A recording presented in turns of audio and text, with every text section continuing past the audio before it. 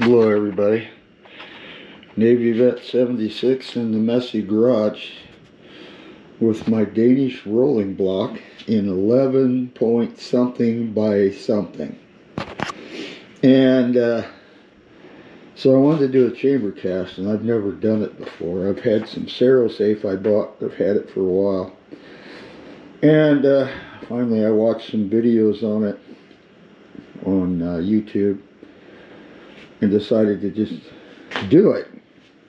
So what I did was I got propane torch, had an old soup ladle that I just bent the handle on. It's got two little pour spouts, I guess you call them, on either side. And you see I have some Safe down in the bottom of the ladle.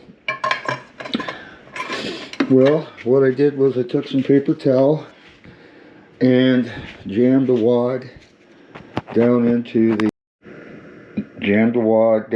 the barrel to just where the little bit of rifling down. I left a little rifling, and then the chamber. And I poured the molten Safe down in there, and you could feel the barrel was slightly warm.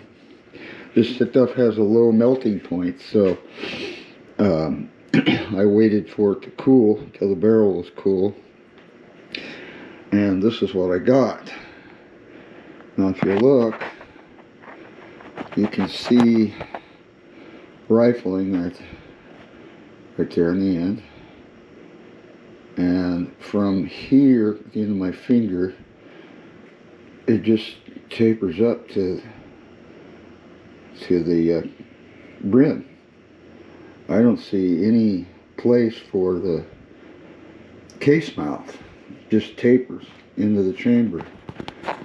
And so now I have a chamber cast, very first one I've ever done, and I can see what case I can use for this, for the parent case. So I'm going to try that, and the next thing I'm going to do is slug the bore. I'm just going to drive a piece of lead from the muzzle in. And I have some rifling showing here, so I can measure over this, get an idea of what it is here at the rifling, which is pretty cool. That came out pretty nice. I'm really impressed with myself. So when I get everything finally working with this rifle, I will take it out to the range. It looks a lot like my Swedish rolling block, but my Swedish rolling block is a conversion to 8mm Krag, and this one's still in its original caliber, and it's Danish. But pretty cool rifle. I'm just getting around to start working on it. So okay, y'all have a good day. Sorry I haven't posted lately. I've been busy the last couple of weeks, so next time you see me, hopefully be out the range. Well, I did a little more looking around, and I had some cases in my gun room.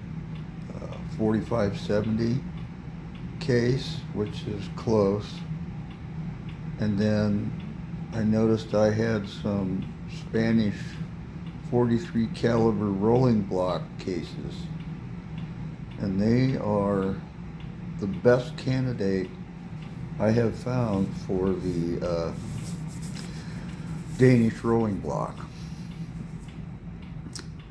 However, those cases aren't cheap, but I have a box of 20 unfired cases. I think I'm going to try those when I start making the cases for the Danish rolling block, and we'll see how it goes from there. I got a request into CH4D, who makes die sets for these odd calibers, and wait for them to get back to me, and then I'll get a die set ordered. And I think the best candidate for lead bullet is the 4570 bullet. The Lee 405 grain bullet probably work. Unfortunately, I can't measure groove diameter because it's an odd number groove barrel. The rifling's an odd number. I think it's five grooves. So I really can't measure it. But I could slug it just to get some idea and go from there. But everything I've read says the 405 grain Lee bullet should work. So I would like to go a little bigger. I may go with a custom bullet. We'll see as time goes on. I'm still working out the details.